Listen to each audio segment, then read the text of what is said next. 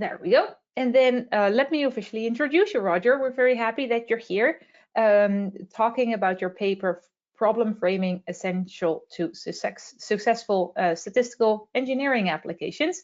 A paper that just recently, for the audience who might not know, received the Søren Bisgaard Award of the ASQ at the Full Technical Conference, which is just 2 weeks ago, I think. 3 weeks ago, right? Yeah. So congratulations on that. That recognition of this work. We see a picture here of you and your co-author Caleb taking the he award. Was not the co-author, he's the presenter. He was the presenter. Oh, okay. Yeah. The presenter of the award. I thought he was a co-author on your work. Sorry about that.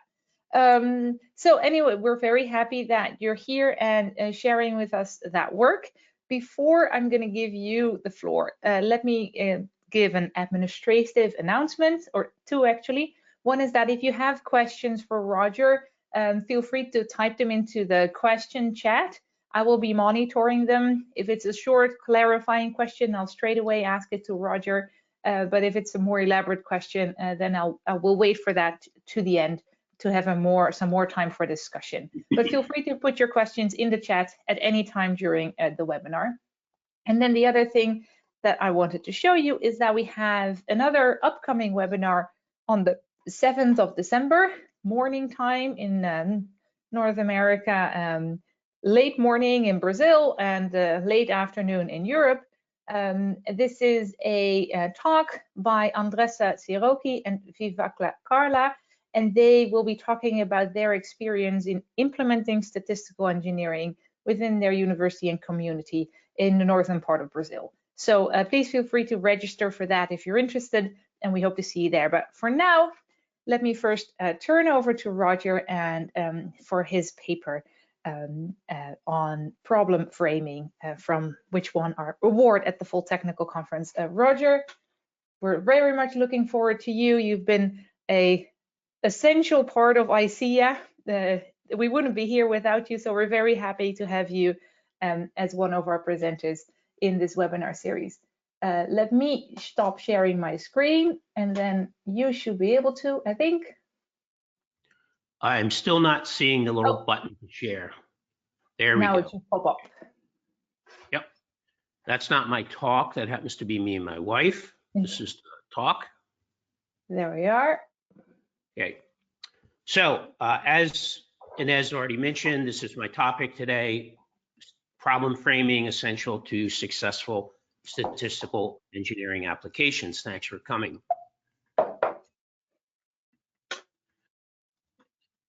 Inez already mentioned this, but if anybody's getting on late, this talk is actually based on a paper that was published in Quality Engineering with my co-authors, Diego Coonan and Tom Redman. This was published in the Quality Engineering Special Edition on Statistical Engineering, and I will have a link in my presentation if anybody wants to see the full paper. Now, just in case any of you aren't actually ISEA members and are not familiar with statistical engineering or the special edition, I just wanted to clarify a couple of things going in. The special edition in 2022, in which this paper appeared, was actually a follow-up to a previous special edition that was co-edited by Christine Anderson-Cook and Lou Liu back in 2012. ISEA defines statistical engineering as the study of the systematic integration of statistical concepts, methods, and tools, often with other relevant disciplines, to solve important problems sustainably. That's in the handbook published by the International Statistical Engineering Association. Now, often when I talk about statistical engineering, people assume I'm talking about engineering statistics, the application of statistics to engineering. But in the English language, of course, if you switch the noun and the verb, you're going to change the meaning. So I think we'd all agree that data science is not the same thing as scientific data. And likewise, statistical engineering is not the same thing as engineering statistics. Basically, what it means is engineering, that's the noun, engineering solutions to complex unstructured problems using data and statistics. That makes it statistical engineering. Now, To elaborate on that, just pay attention to the talk, because what I'm going to say today really has nothing at all to do with engineering statistics. However, I think it has a lot to do with statistical engineering, but obviously you can be the judge of that. If you're not a member already, I'd encourage you to join ISEA. We're now over 1,000 members. It is free to join. Some of you know Nathaniel Stevens, who's the current chair, and my co-author, Diego Coonan, is actually the chair-elect. And if you do get a copy of these slides, there is a link to the special edition. So here's my outline. I want to talk about the motivation for this topic in general. You probably don't see many articles on problem framing, so why did we write one? Then I want to talk about what's the problem. That's really a dual interpretation. What's the problem the three of us were trying to solve? And also, what's the problem that teams or individuals are trying to solve in problem solving in statistical engineering applications? I'm then going to go into a brief literature review. This is going to provide some underlying theory that I'm going to use as the basis for practical suggestions or practical recommendations later. So I'm going to get into a little theory of problem solving, and then we'll talk about how does that apply? What are the practical things we can do on real projects? I will go through a couple of examples and then summarize. We'll get into question and answer after that. So motivation. Problem solving is important in virtually all disciplines. I can't think of a single discipline that would say, we don't care about problem solving. However, even though it's omniscient, it's everywhere, there, in my view, and in our view, Diego's and Tom's, there is in the literature an overemphasis on problem solving tools and methods. That is, there's not many articles or books on problem solving per se. I am going to talk about two, but there aren't many books on problem solving per se. They're really on the individual tools. Of course, we need the tools, but we also need to understand problem solving as a process. In particular, in academia, where I now work, we have to do a better job of preparing students to address messy and unstructured problems as opposed to what's been called cookie cutter problems. Now, I stole that term cookie cutter from Zhao Li Meng at Harvard. He defined cookie cutter problems as those that correspond to a recognizable textbook chapter, i.e. it's a regression problem, i.e. it's a time series problem, it's a non-parametric problem, as opposed to, well, it's a messy problem, we might need 5 chapters in order to solve it. If you look at Kaggle competitions, for example, or other data competitions that other organizations run, we're typically faced with a very well-defined problem, a very well-defined data set, and we just jump into number crunching mode. But of course, real problems don't work that way. They tend to be a lot more nuanced and not quite so obvious in terms of what exactly we're trying to accomplish. What I try to do in academia actually is present students with kind of a messy problem, a word problem, and force them to try to structure it. A classic example of structuring a mess, in my view, is optimizing inventory. And you'll notice optimizing is in quotes. The reason it's in quotes is, in my view, there really is no such thing as optimizing inventory. The reason is everybody in the organization has a different view of inventory. So for example, to the tax organization, they don't want to pay any taxes on anything sitting in inventory at the end of the year. So their optimal inventory is 0. Manufacturing, on the other hand, wants to be able to run equipment full out, even if it means putting things into inventory when it's not needed, because it just makes the manufacturing process work better. Then if you talk to salespeople, salespeople never want to run out of inventory when someone's ordering. So they will always want to make sure there's sufficient stocks so that they never have to tell a customer, hey, we're really sorry, but we're just out of that. You're going to have to wait 2 months before we can get it to you. So that's what I mean by a messy problem, where if we say we want to optimize inventory, I'm not really sure what that means. Another way of saying it is, depending on who you talk to, it could mean different things. Diego, Tom, and I want to be crystal clear. We don't claim that we have discovered something that nobody else noticed before.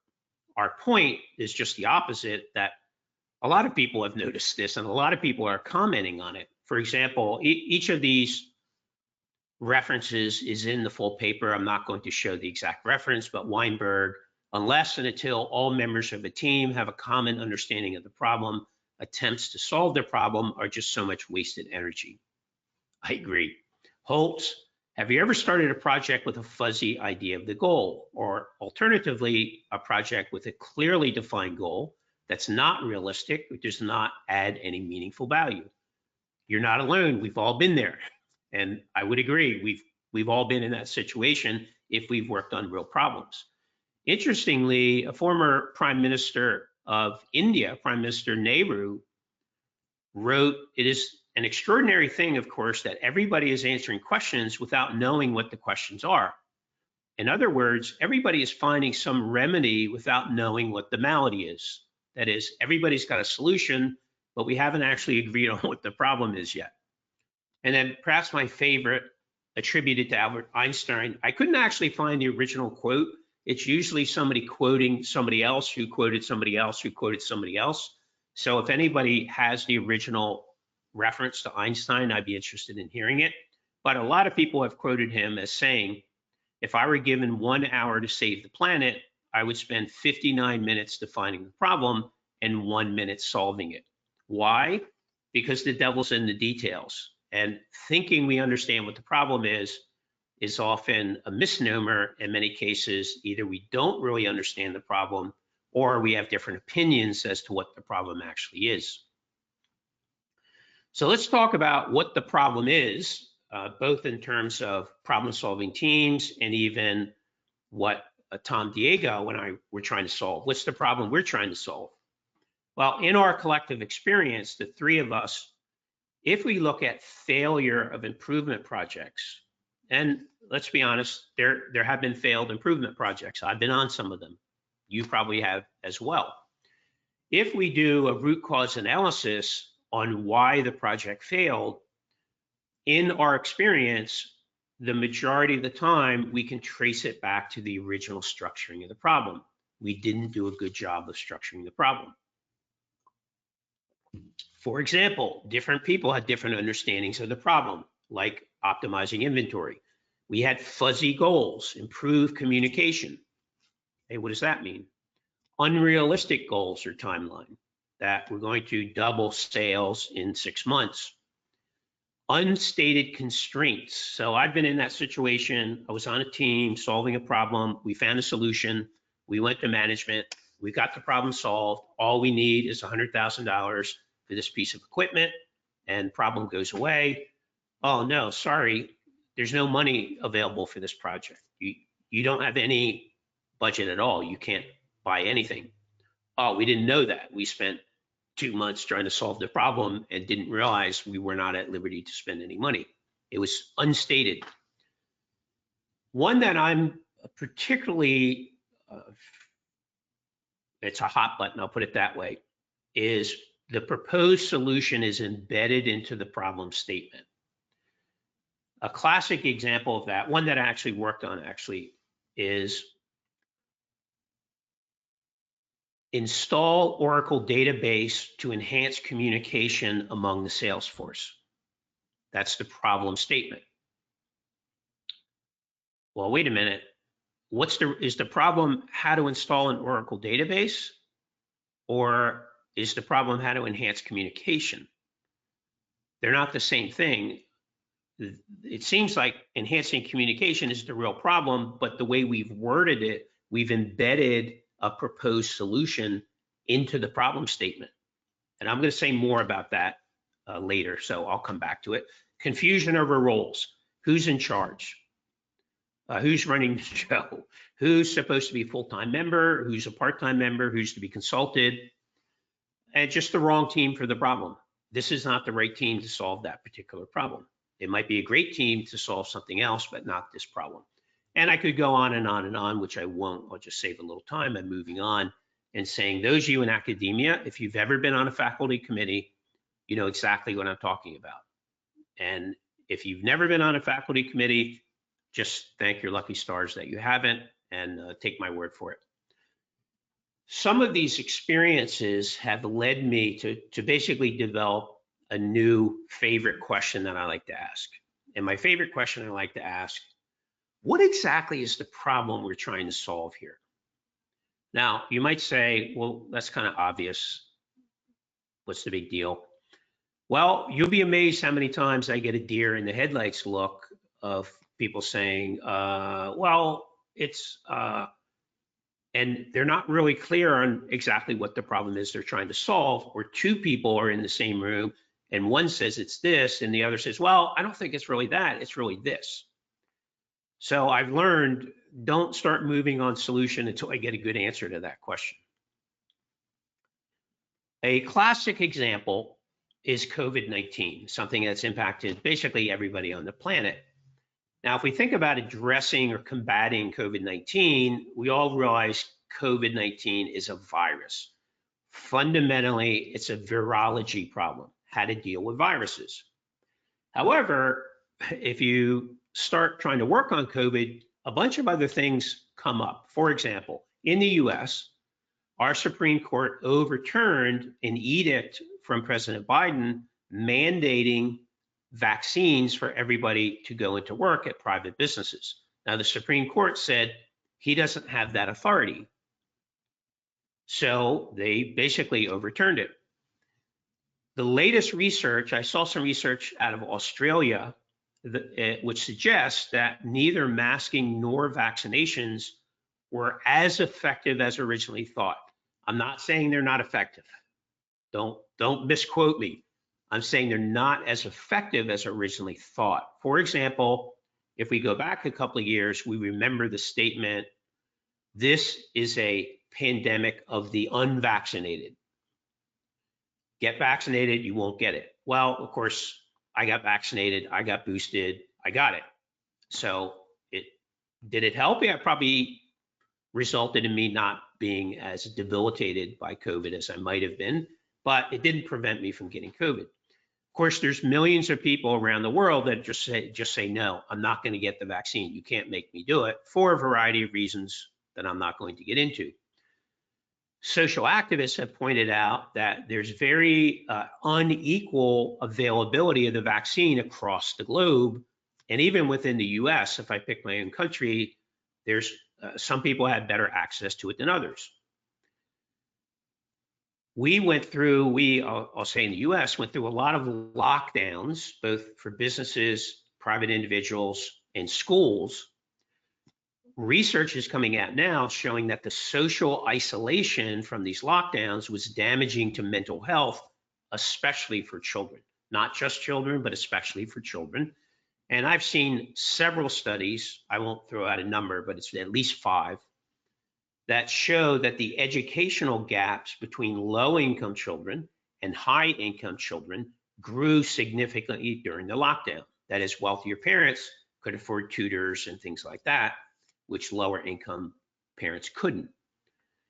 And we saw some companies do really well. Zoom, Pfizer, Amazon did great during the heyday of COVID.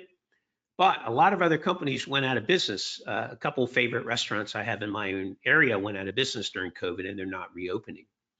Now, what's my point in all this? My point is, if we look at COVID-19, there is virology involved, but there's legal issues, there's social issues, there's ethical issues, psychological issues, educational issues, economic issues. So if we say we're going to work on combating COVID, I don't know what that means. Do you mean you're working on a better vaccine? Do you mean you're going to work on the educational problem of the gap between the rich and the poor? Are you working on the legal issue of what the government can and can't force people to do? What do you mean? Because this problem has a lot of tentacles. And just saying you're working on COVID-19 really is somewhat of a meaningless statement unless you're much more specific about what you're actually working on. I actually came to GE in 1995, and it was 2 months later that Jack Welch, the CEO, announced the major Six Sigma initiative. If you go back to the books at that time, Motorola was using the MAIC approach, which GE took. We started applying MAIC, and we stumbled out of the gate because we found these issues came up. We weren't really clear on the problem we were trying to solve. So we added the define stage and made it DMAIC, and things started to go a lot better. GE and Six Sigma is not the only example. You can look at the IDSSP curriculum team. They've got a booklet called the booklet's called The Framework for Data Science. And they have a beginning phase called problem elicitation and formulation. Other methods that you may know of, CRISP, DM, KDD, Informs has published a booklet, How Organizations Can Get Started in Analytics. All of these discuss defining the problem and properly framing the problem. So my question is, this is not a secret. We saw the quotes before. These are formal problem-solving methodologies that are in print. If everybody knows how important it is, why is it so often underwhelmed? What's the root cause of this problem that, in theory, everybody knows this, but in practice, it's not being done? The three of us, Tom, Diego, and I, came up with some potential root causes, all of which we've experienced. In the first place, people in virtually all environments are anxious to jump into the problem solving. Just do it. Those of us that are technically trained as computer scientists, as engineers, as statisticians, we want to get to our stuff. We want to get to modeling. We want to get to number crunching. That's what we're really excited about. We're not excited about having a meeting to discuss the problem. That's kind of a waste of time. And I think in most cultures in the world, certainly in the US, managers just want you to move and solve the problem. Don't waste a lot of time in meetings, just go solve the problem. A lot of times people say, oh, the problem's obvious. Go fix it. We all know what it is. We don't have to write it down. It's obvious.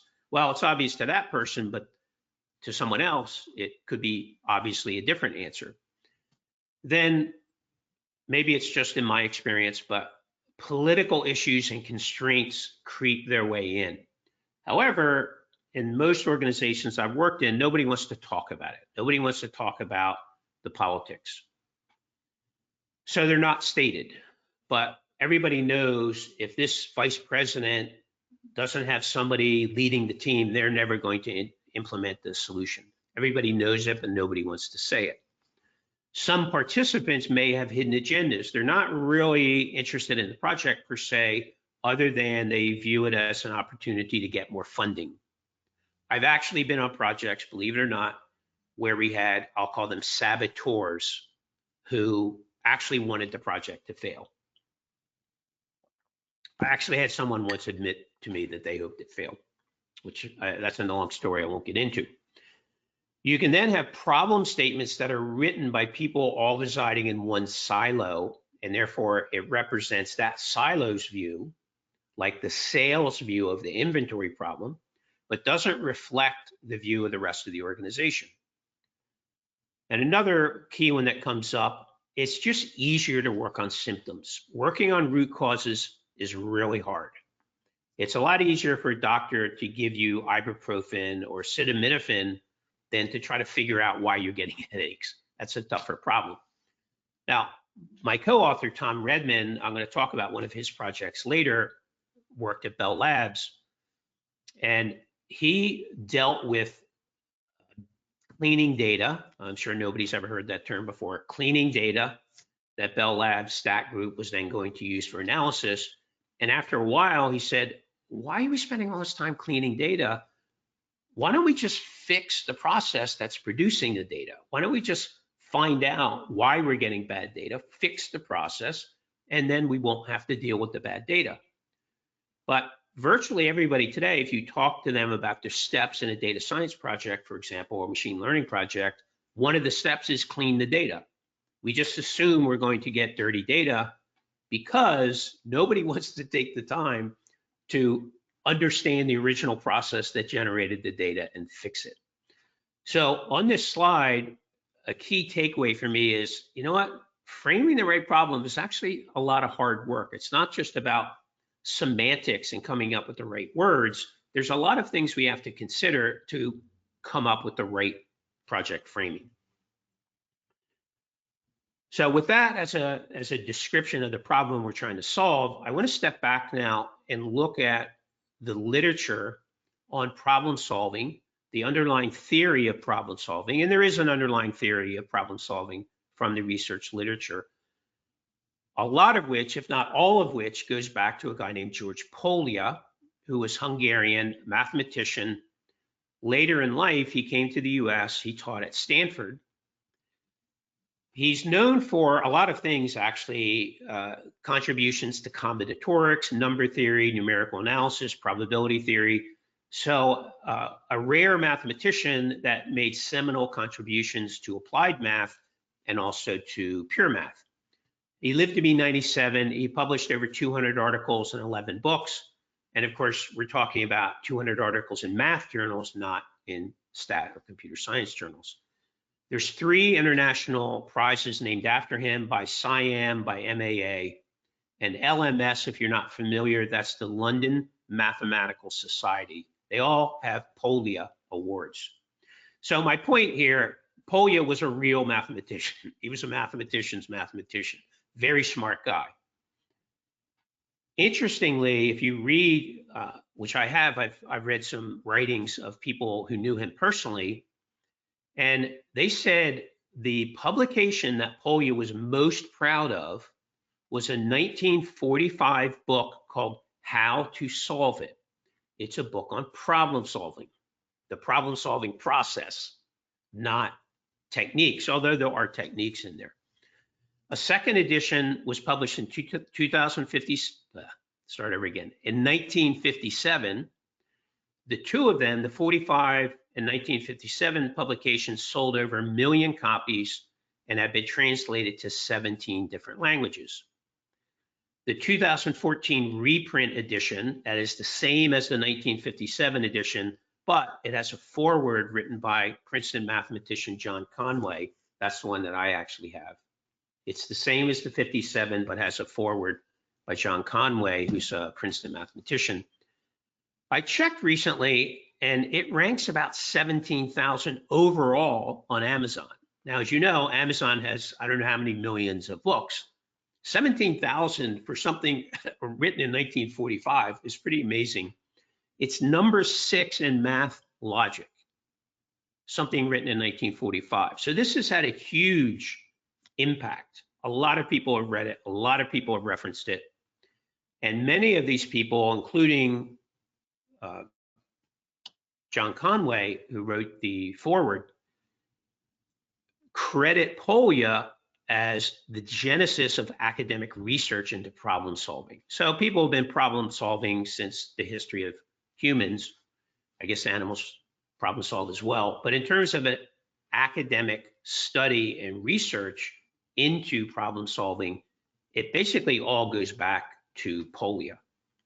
Now, Polya's approach, I call it deceptively simple. What do I mean by that?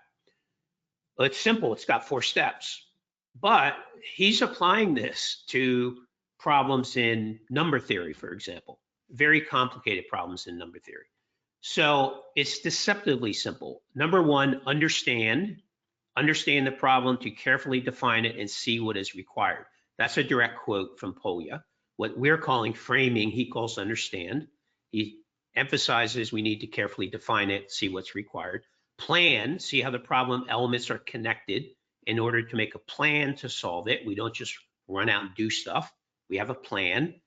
Do, we actually carry out the plan that we developed. Check, look back at the solution to review it and discuss it. Frequently, we have to reloop. It's obviously not a linear process. Many of us are familiar with Deming's PDCA. I guess that goes back to Short. I would argue PDCA is really a restatement of Polya, and personally, I like Polya's approach better because it carefully emphasizes the need to define the problem, understand it, and see what's required. Recently, in 2017, a psychologist named Robertson took a look at Polya, not from a math perspective, because as I said, he's a psychologist, but really from a cognition theory and neuroscience point of view. These are the areas that Robertson does most of his research into. So he looked at what Polya had written, but Robertson looked at it from how does this stack up or compare with what we know about how the human brain works from a biological point of view and also from a cognition point of view. How do they match up? Well, it turns out they match up really well. In fact, Robertson extended what Polya did. He took each of Polya's steps and broke them into two, and that photo on the right is showing the 4 steps of Polya and how Robertson broke each one up into 2. So understand is identify the problem and then define the problem succinctly. Plan is analyze the data. This is not solving the problem. It's not number crunching to solve the problem. It's analyzing the data we have in front of us to understand the problem, not to solve it. Form an overall strategy or plan based on what we can learn about the problem. Do is organize the information. This is more like what we would call, as statisticians, the data, allocate resources to solve it. And then to check, monitor progress, evaluate results, and possibly reloop. So a key point I want to make here, Polya's work, I would say, stands on its own. However, it is interesting to know that even modern psychologists looking at Polya's work from a cognition theory and neuroscience point of view confirm that Polya basically got it right. This is actually how the human brain works. As many of you know, the International Statistical Engineering Association, ISEA, has developed their own framework for attacking large, complex, unstructured problems. And these steps, you'll see a very strong connection with Polya and Robertson.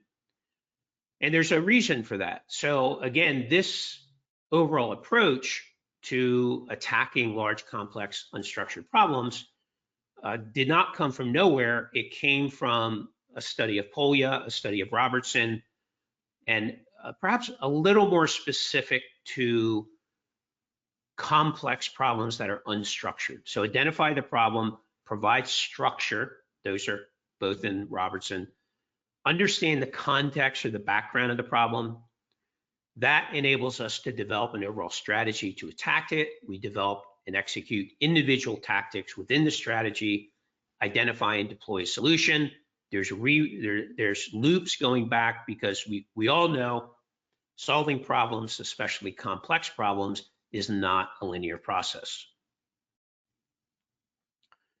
So based on that underlying theory, coming primarily from Polya and from Robertson, that this is in fact how the brain works, what strategy should we have? What methods should we use when we're framing problems to avoid these mistakes? So here's a set of best practices. I'm going to explain each one in a little more detail. So on this slide, I'm just going to read them.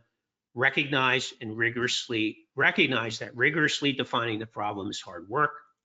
Get the right people involved, urge them to cooperate. Establish a common language. Don't confuse the problem with a proposed solution. Understand the distinction between a symptom and a root cause. Apply systems thinking. To the degree that makes sense, quantify the problem and what constitutes an effective solution. And don't move forward until your problem-solving framework meets key criteria, which I am going to show. My argument is that a lot of improvement projects really are dead on arrival, that from day one, you just realize this is not going to work. Hopefully you haven't had that experience. Unfortunately, I have. Number one, recognize that rigorously defining the problem is hard work. As I've already mentioned, there is a temptation to just jump into problem-solving mode. Okay, that's the problem. Let's go get data. Let's go solve it. What I think is important if you want to succeed is to negotiate time to properly frame the problem. In my experience, management will not see a need to do this. That is, you'll say, okay, I need a few weeks to properly frame the problem. And your boss is likely to say, no, I just told you what the problem was. You go solve it. The problem's defined. Go do it.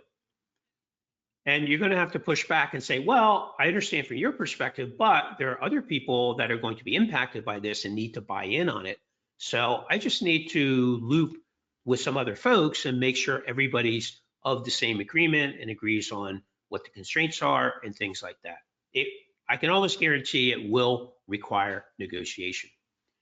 Get the right people involved, urge them to cooperate. Sometimes it's like herding cats to get people to cooperate, so we can't force them. The reason we want to get the right people involved is we want to get a broad perspective of the entire problem. So again, going back to inventory, if the only people involved are salespeople, you're not really going to get a good solution because it won't work for everybody else. We want to get the team, in terms of cooperation, to move from storming to norming phase of teamwork. If you're familiar with those terms, storming, we're kind of yelling at each other. Norming, we're starting to normalize how we work together. That's going to be key. Establish a common language. You may have heard the term statisticians are from Venus, computer scientists from Mars. Is it a feature or an independent variable? Is that the target or is that the response? Is this a weight or is it a coefficient? Is that the bias or is that the intercept? So this kind of leads to a Tower of Babel if you have multiple disciplines that all have different terminology for the same thing, or the same terminology for different things. Like bias means one thing to statisticians, it means something very different to computer scientists. So by establishing a common language, hopefully we can be in a point where we can effectively communicate. These three, I would say, are useful for getting projects off to a good start. 4, don't confuse the problem with a proposed solution. I gave an example previously about install Oracle Database 2. Well, pre-selecting the solution basically stifles any type of creativity by the team and really bypasses the scientific method. Maybe an Oracle database is actually what you need, but you know what? Maybe it's not. Maybe there's a better solution, a web-based solution. Maybe there's just better, you can get better connectivity from existing databases. So don't tie the team's hands by giving them a proposed solution. In my experience, these solutions are almost always driven by politics. We want this to be the answer, so we'll bake that into the problem statement. So be very careful that the problem stated is really the problem and not a proposed solution. Understand the distinction between a symptom and a deeper root cause. Are we working on symptoms or are we working on the root cause of the problem? Now, I've mentioned already cleaning data versus fixing the processes that produce the bad data. Another one that I've experienced is a lot of people start quitting and moving on to other jobs. Well, let's go on a hiring blitz. Let's try to hire a bunch of people.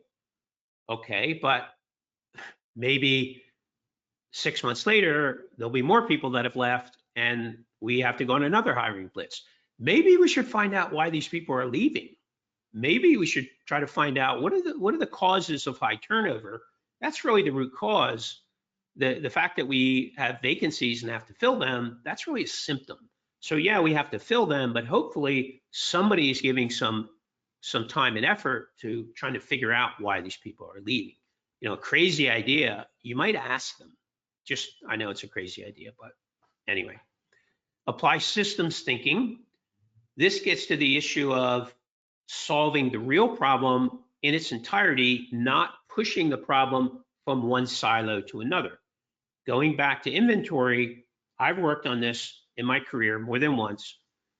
Tax notices, they had the big tax bill at the end of the year for inventory. There's a lot of carrying costs for inventory. It goes against the concepts of lean. So, okay, great, we're going to reduce inventory. Typically, you reduce inventory the easy way by just shutting down manufacturing and waiting for the supply chain to empty. That's the easy way. It's not the best way, but it's the easy way. Well, guess what happens then? You solve that problem, but now the sales force is upset because customers can't get product. And what you've really done, if you think about it, you took this problem, which is a inconsistency between different phases of the manufacturing and delivery process. All you've done is taken the problem and pushed it from your silo to somebody else's silo. So it used to be in taxes silo. They pushed it to sales silo. Guess what? Sales wants to push it back to manufacturing. So you can spend years just pushing this problem around different silos and never actually fix the real problem. So that's why I'm saying here, make sure you're actually working on the real problem. To the degree that makes sense, quantify the problem and what constitutes an effective solution. Saying we want to increase communication with sales, okay, what does that mean? How would you know if you actually succeeded or failed in doing that? How are we going to measure it? So that avoids, hopefully, fuzzy projects not well defined, but there is this concept as well of false precision. I remember early in my career, I worked at Hercules Chemical Company in R&D in a consulting role with chemists and chemical engineers. And as I was working with my boss on my goals and objectives for the next year, he said, well, I think a good objective would be for you to work with chemists and engineers to design 6 experiments. I said, okay. I said, they actually come to me. I don't go to them. They actually come to me and say they want some help. So this is really nothing I have control over. It's, you know, I'm there, and if they need me, 6 may be a reasonable number, but I have no control over this. It's all to do with what others decide. He said, yeah, I understand, but we need a number, so we'll go with 6. Okay, fine. That's false precision. I didn't do anything differently based on that goal than I would have done otherwise. And then number 8, before you leave the problem framing phase and say, okay, now we're actually ready to solve the problem, there's some key questions you need to ask. Will solving the stated problem clearly lead to a consequential positive result? Now you might say, yeah, of course, otherwise we wouldn't have done it. Well, I'm going to argue that installing an Oracle database does not clearly lead to a consequential positive result. It might, but I can't say, yeah, if we install that database, problem goes away. So we want to make sure we've stated something that if we do actually solve it, it's going to clearly have a positive effect. Have necessary constraints been clarified? Do we know what our budget is? Do we know what people we have access to? How much time we have to solve the problem, and so on? Is accountability clearly established? Do we really know who's responsible, accountable, consulted, needs to be informed? That's the RACI model. There's other models as well, but clear accountability for who's in charge, who's responsible. Have all key stakeholders bought into the problem statement? Have we shopped it around and made sure that people are saying, yes, that's the problem we're trying to solve? So that will significantly increase our chances of success. So just before I wrap up, I want to go through a couple of examples. One is a default prediction project I worked on at GE R&D. This is written up in Statistical Thinking 3rd edition with Ron Snee. We work with GE Capital. They came to us and said, we'd like an automated system to predict defaults in enough time to make trades to minimize our exposure. They had a $500 billion portfolio, so a lot of money. And we were about ready to jump in, but then I saw some warning signs. I found out there is no generally accepted definition of default. Different organizations have different definitions.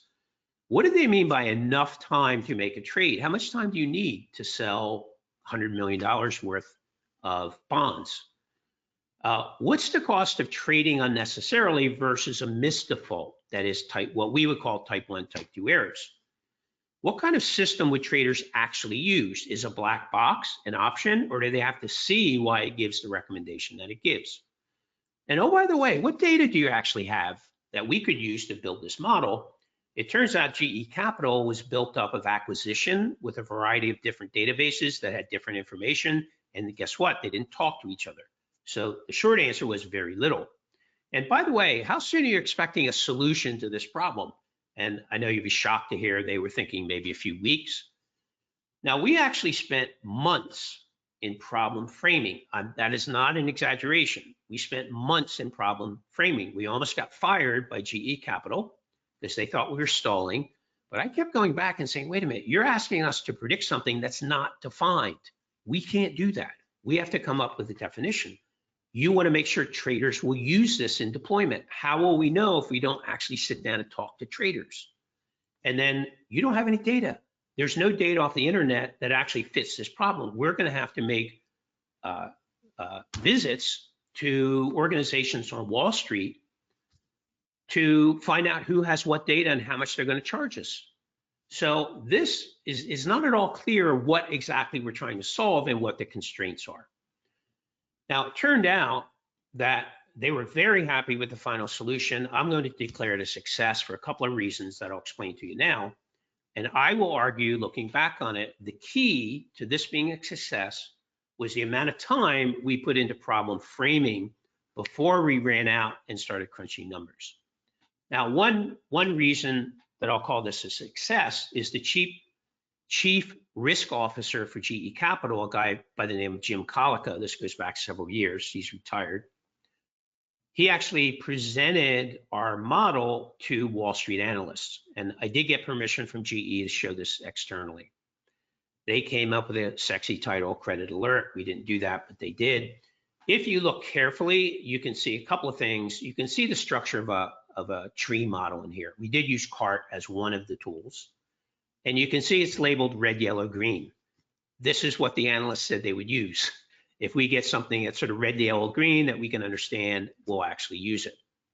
The second reason, by the way, is my boss nominated me for an award and at GE, and Jim Colica wrote me a letter saying how meaningful this was to GE Capital, and I ended up getting a 6-month paid sabbatical from GE, which, as I think most of you know, is very rare in the private sector. So definitely a success for me. Now, the second example is from Tom Redman. This is written up in Redman and Kennett's book, The Real Work of Data Science, published in 2019. When Tom was back at Bell Labs, a business executive came to him and had a sample size calculation problem. But Tom, being curious, didn't just answer the question. He said, oh, why do you need this? What's this all about? And she said, well, she's trying to justify a budget request for a big problem she thinks she has, but she can't prove it. So after discussing it, they got some data. It turned out, as is usually the case, they didn't know enough to get a statistically calculated sample size. So they got enough data. It turned out there was a big problem. They made a major proposal involving 100 people across 12 Bell companies to re-engineer a business process. And this is a direct quote from the book. The re-engineered processes reduced data errors by 90%, working on root cause, improved the key cycle time measure by 2/3, and saved AT&T over $100 million a year. And I think all of us can say at some point in our careers, we've been in that situation where the problem somebody brought to us and the stated problem turned out not to be the real problem. So just to wrap this up, problem framing is widely recognized as important, but in my view, it's consistently underwhelmed in practice to the extent that the root cause of many, maybe most project failures can be traced back to issues in problem framing. Polya's work on how to solve it is frequently credited as the origin of rigorous academic research into problem solving, still selling quite well 78 years later. It's definitely, in my view, a watershed moment in science and engineering. And then others like Robertson, ISEA have extended that and provided methodologies that can help people ensure that they actually do not underwhelm, but appropriately deal with the problem framing issue. In my experience, when the problem is properly framed, it's like swimming downstream. The current's going with you. If the problem is not properly framed, you're swimming upstream, and it just seems like the current is constantly going against you. So with that, I just want to say thank you very much for your patience. I'm going to stop showing the screen, Right. and I'm available for any questions that people might have. Thank you very much, Roger. That was fascinating. And I already have a lot of points for myself because I'm in the middle of a negotiation for a research project with an insurance company, and we're framing the problem, and I have a lot more work to do than I thought I had. So that's already useful, I guess. You'll But appreciate it. let At the end, me you'll be glad you did. yes, I think so. I think that's probably the major takeaway. Let's spend the time now rather than have all the problems when the PhD starts working on the actual problem. Then they can do their work a lot better and quicker and more with the stream. But there's exactly. Let me speak to the audience. If you have questions, please feel free to put them in the chat. In the meantime, I'm going to turn to that. And there's two clarifying questions that I think a little bit are linked. So let me start with that. Basically, it's about, could you sort of highlight the difference between statistical engineering and Six Sigma? And then the other question is, can you also use theory of constraints for problem framing and problem solving? So different methods and how do they link? Absolutely. I'll answer the second question first because it's easier. Yes, period. I'm actually a big fan of the theory of constraints, and I think it's very useful on productivity / lean type problems. In the talk I just gave, obviously I can't go into every methodology. So I would say, yes, that's definitely in the mix. And we always want to pick the right methods based on the problem we framed. So if we change the framing of the problem, the best approach to solve it might be different. Now, Lean Six Sigma is a problem-solving method. It's a very useful one. I spent a lot of my career doing it. The reason I started getting into statistical engineering is that I started running into problems where the problem was too big to solve with a Six Sigma project. It wouldn't fit into the 3 to 5 month rhythm. And I realized we have to get more people involved. We're going to have to take some time to really figure out what the problem is and get some background data and understand the background to it. So we need something that's a little bigger, that considers the possibility that we don't even really understand the problem at the beginning. So I'm a big fan of Six Sigma. It works for a specific type of problem that fits within that framework. And the intent is statistical engineering is just a little bigger and able to handle more complex unstructured problems. Yeah, very great. That's very clear. A follow-up question from Francis Watson is the Six Sigma project charter, right? The define that we emphasize there. Is it a good way for problem framing? Yes, if it's done effectively. And in my experience, I had a lot of experience with Six Sigma projects at GE. It definitely was a big step up from not having anything. So the define stage helped quite a bit. The problem was people would rush the define stage because they viewed it as a bureaucratic box checking exercise. Oh, I can't move on and actually do the fun stuff until I have a defined statement. So let me rush through that.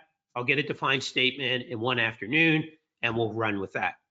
Now, if it's taken seriously and we actually talk to the right people and negotiate on timelines and how many people and things like that, if we actually answer the questions that need to be answered, it can be an effective way to do it. We just have to do it sincerely and not treat it as a box checking exercise. Okay, maybe a follow-up question from me personally. I mean, in your example, you showed a project framing that would take a couple of months. What's your experience? How much time do you think people should spend on it? That's the longest one I've ever done. So I don't recommend you ask for 2 months. Don't associate my name with that if you do. That was an exception because it was a very complex project, no data, not a well-defined goal, no understanding on their part of type 1 and type 2 errors. So part of that was educating them that, you know what, we can't just find defaults. We also have to avoid predicting a default that doesn't occur. They didn't understand that. So I would say typically we're talking about a couple of weeks, Okay. not a Very couple good. of months. But we're not talking about 2 hours in the afternoon in your office. No. Because then there will be people eventually that see it at the end and say, oh, I never would have agreed to that. That's not the real problem. Yeah, very good. We have a little bit more time, so let me dive into a couple of other questions that we have here. A comment, thank you very much, says Ricardo. And then Tim Davis wants to add a comment rather than a question to your talk. In the Fine. Ford Motor Company, we had a root cause problem solving framework called problem solving using 8 disciplines, 8D for short. I don't want to delineate the 8 disciplines here, but just to say it was methods focused and not tool focused, which I think is a salient point. Yeah. I agree. And there's a lot of methods out there. To repeat myself, one problem I see is people have favorite methods. And if Six Sigma is your favorite method, and you know, I really like Six Sigma, if that's your favorite method, everything is a Six Sigma problem. And if you're an 8D person, everything is an 8D problem. And if you're something else, everything's that. And I think we are in statistical engineering, in the handbook, it's very clear. Our loyalty is to solving the problem, not to methods. So we start out tool agnostic, method agnostic. What's the problem? Let's be clear on the problem. Based on the nature of the problem, we can then figure out what the best approach might be to that problem. Yeah, very good. A question from Edson Montoro, a little bit related to the previous comments you made, is how do we fight against the leadership? Because they always ask for urgency, and there are too much like immediate. For me, it is always a bit of a hard battle. Any tips? Yes. Well, here's probably the best tip I can give you is the old saying, nothing succeeds like success. Now, it's a silly saying, but there's a moral to it, which is if you can get successes, you will build your credibility. And as you build your credibility, people are more inclined to listen to you. If you have credibility and you say, to be honest with you, I can't do this in 3 weeks. I do not feel it's a reasonable expectation. I'm just being honest. I don't think I can do it. I don't think anybody else can either. They're more inclined to say, well, how much time do you think you need? If you haven't built that credibility yet, it's very hard because who are you? Why should I listen to you?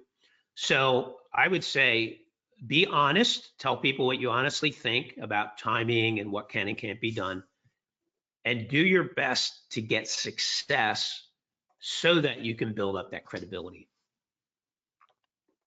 Great. I hope that helps. Another question by Peter Harnish, who says, how important is understanding or even developing a proper measurement in the framing of a problem? Do we need to think about that already, or is that for later? We absolutely do. If you notice, one of the points was about, where possible, quantify what success looks like and quantify the problem. That's really an emphasis of the measure phase in Six Sigma. Now, I didn't have time to get into it, but if we're going to quantify something, we better be confident in the measurement system. So if we're not confident in the measurement system, there's no sense quantifying because we won't believe the numbers. So I didn't actually state that. To your point's well taken. If we're going to quantify things, we better check out the measurement system and make sure we're confident in it. Great. Well, I want to end with one final question, and let's have a short answer because our time's running out. Okay. But there's more there's more and more coming. But I think the final one is probably related. It's related to statistical engineering, so that's why I want to end with that on a sort of maybe critical note question that from Scott Wise, who says, no, sorry, it's not from Scott Wise. Where is the?